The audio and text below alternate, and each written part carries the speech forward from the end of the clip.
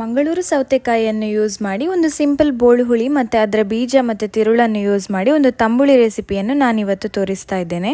ಸೌತೆಕಾಯಿಯನ್ನು cut ಮಾಡಿಕೊಂಡು ನಂತರ ಇದರ ತಿರುಳನ್ನು ಸ್ವಲ್ಪ ಟೇಸ್ಟ್ ಮಾಡಿ ನೋಡಿ. ನಿಮಗೆ ಕಹಿ ಅನಿಸಿದರೆ ಇದರ ಬೀಜಗಳನ್ನು ಮಾತ್ರ ತಂಬುಳಿಗೆ ಯೂಸ್ ಮಾಡಿ. ಕಹಿ ಇಲ್ಲದಿದ್ದರೆ ತಿರುಳು ಕೂಡ ಯೂಸ್ ಮಾಡ್ಬೋದು. ಮೊದಲಿಗೆ ಬೋಳು ಹುಳಿ ಮಾಡಲಿಕ್ಕೆ ಒಂದು ಪಾತ್ರೆಗೆ ಕಟ್ ಮಾಡಿದ ಸೌತೆ, ಅರಿಶಿನ, ಉಪ್ಪು, ಹಸಿಮೆಣಸು ಹಾಕಿ ಸ್ವಲ್ಪ ನೀರು ಸೇರಿಸಿ ಬೇಯಲಿಕ್ಕೆ ಬಿಡಿ. ಅದು ಅರ್ಧವಾಸಿ ಬೆಂದಮೇಲೆ ಸ್ವಲ್ಪ ಹುಣಸೆ ಹಣ್ಣಿನ ರಸ, ಬೆಲ್ಲ ಮತ್ತು ಕರಿಬೇವಿನ ಸೊಪ್ಪು ಸೇರಿಸ್ಕೊಂಡು ಒಂದು ಸಲ ಚೆನ್ನಾಗಿ ಮಿಕ್ಸ್ ಮಾಡಿ ಮುಚ್ಚಿಡಿ.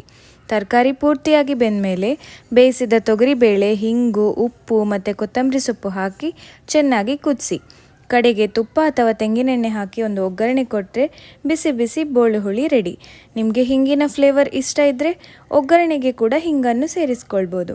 ಇದೇ ಸೇಮ್ ರೆಸಿಪಿಯನ್ನು ನೀವು ಬದನೆ, ಬೆಂಡೆ ಮತ್ತು ಕುಂಬಳಕಾಯಿಯನ್ನು ಯೂಸ್ ಮಾಡಿ ಕೂಡ ಮಾಡ್ಕೊಳ್ಬೋದು. ಇನ್ನು ತಂಬುಳಿ ಮಾಡಲಿಕ್ಕೆ ತಿರುಳು ಮತ್ತು ಬೀಜದೊಟ್ಟಿಗೆ ತೆಂಗಿನ ತುರಿ, ಜೀರಿಗೆ, ಕಾಳುಮೆಣಸು ಸೇರಿಸ್ಕೊಂಡು ಚೆನ್ನಾಗಿ ಗ್ರೈಂಡ್ ಮಾಡಿ ಶೋಧಿಸ್ಕೊಳ್ಳಿ. ನಂತರ ಶೋಧಿಸ್ಕೊಂಡ ಮಿಶ್ರಣಕ್ಕೆ ಮೊಸರನ್ನು ಮತ್ತು ಉಪ್ಪನ್ನು ಸೇರಿಸ್ಕೊಂಡು ತುಪ್ಪದಲ್ಲಿ ಒಂದು ಒಗ್ಗರಣೆ ಕೊಟ್ಟರೆ ತಂಬುಳಿ ಕೂಡ ರೆಡಿ. ರೆಸಿಪಿ ಟ್ರೈ ಮಾಡಿ ಹೇಳಿ ನನಗೆ ಹೇಗೆ ಆಯಿತು ಅಂತ.